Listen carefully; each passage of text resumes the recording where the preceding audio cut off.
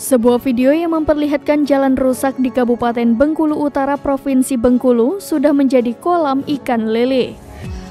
Berdasarkan penelusuran tribunnews.com, video jalan rusak tersebut menjadi perbincangan setelah diunggah akun Instagram @undercover.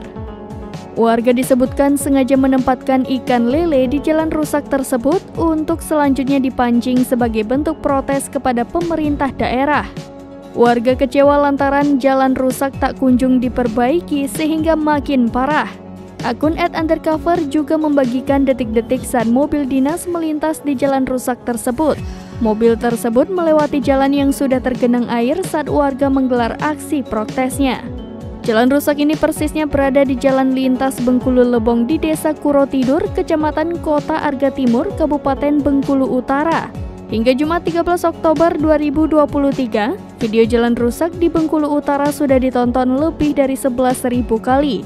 Ratusan warganet ikut meramaikan dengan beragam komentarnya, termasuk menyayangkan pemerintah daerah yang tidak kunjung memperbaiki jalan rusak tersebut.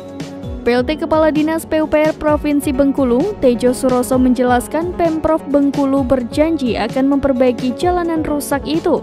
Ia mengatakan uang miliaran rupiah akan digelontorkan bersumber dari dana bagi hasil perkebunan sawit. Tejo melanjutkan total ada 10 km jalan rusak dari Kecamatan Gunung Selan hingga Giri Mulia, semua akan diperbaiki dalam waktu dekat.